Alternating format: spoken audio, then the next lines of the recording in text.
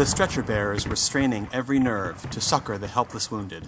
Indeed, there was not a barn or farmhouse that was not gorged with wounded. The Battle of Antietam, fought on September 17, 1862, was the bloodiest single day in American military history, with nearly 23,000 casualties in 12.5 hours. It is also an important day in the history of military medicine, which is why every year students from the Uniformed Services University of the Health Sciences tour the battlefield.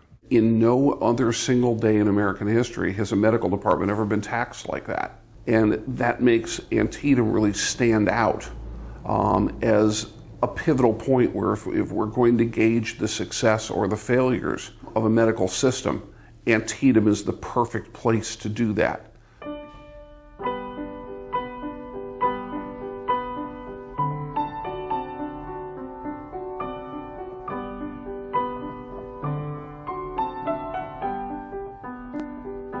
Passing beyond this village, we came, about sunset, upon the ground afterwards, so widely known as the battlefield of Antietam, and we were unpleasantly greeted by the shells from one of the enemy's batteries.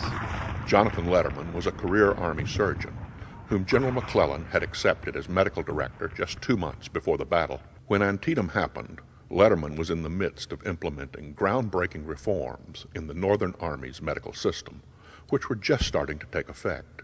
He is the innovator that gave us the first systemic organization of medicine, where he looked at medical delivery from the point of injury all the way through what today we would call echelons of care. And he developed at each point the necessary structure to make medicine work. His fledgling system would receive its stiffest test yet at Antietam. McClellan had pursued Lee into Maryland, and on the 17th launched attacks on Lee's defensive positions along Antietam Creek. McClellan had devised a strategy that could have worked, involving simultaneous attacks on both the northern and the southern ends of the battlefield. However, the attacks on the southern end at Burnside Bridge were greatly delayed, and McClellan was overly cautious in deploying reserve forces. Thus the day devolved into several bloody, inconclusive battles on entrenched Confederate positions. We have a tremendous number of casualties in the very early morning phases up until about 9 a.m. Imagine this.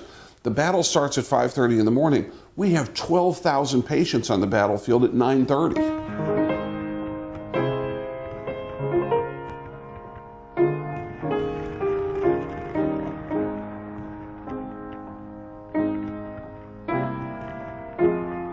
The battle involved more than 100,000 men and 500 pieces of artillery. As we approached the edge of the corn, a long line of men in butternut and gray rose up from the ground. Men, I cannot say fell, they were knocked out of the ranks by dozens.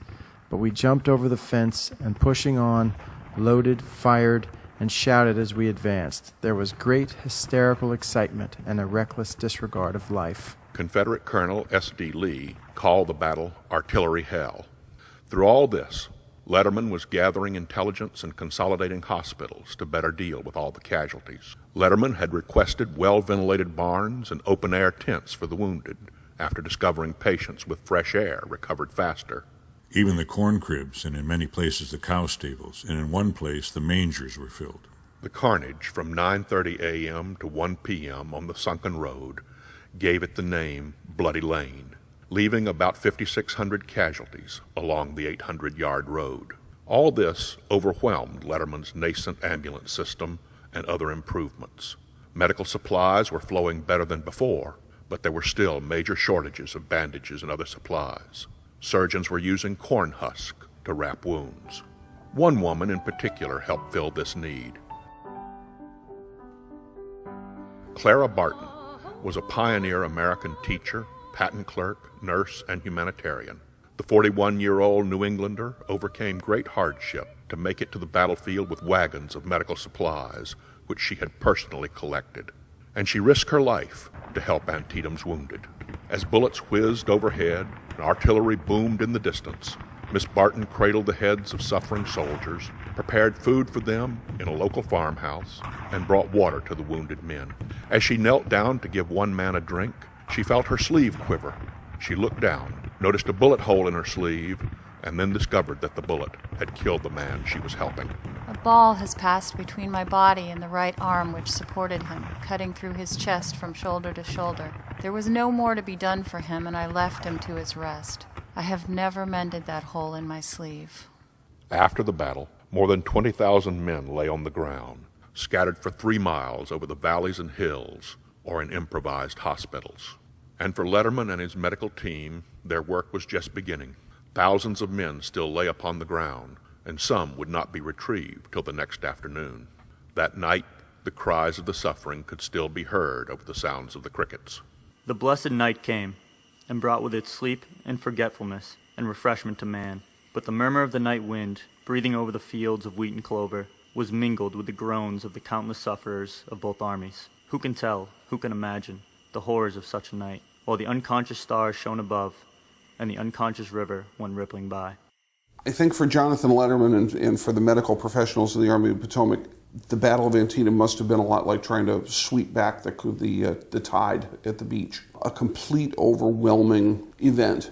And yet, I think in many ways, because of some of the innovations that have been put in place, I think Letterman and his constituents also had to look back with a certain great degree of satisfaction, knowing that up until that point in the war, it may well have been the best they had done yet.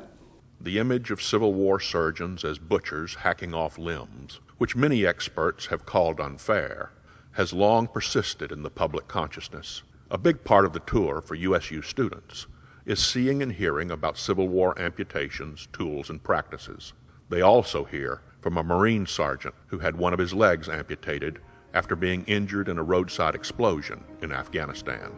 What I was most looking forward to going into the Antietam March was not being stuck in the classroom or the library, but spending the day outside, spending time with my classmates, and I think the day actually ended up being a great reminder of why I wanted to come to this school and why what we're doing is important.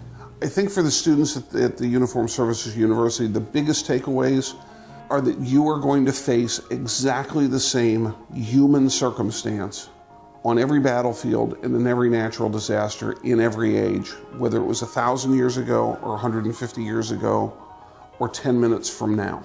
And to understand that you are solving the same problems and you are facing the same circumstances gives you a basis upon which to do better than your predecessors.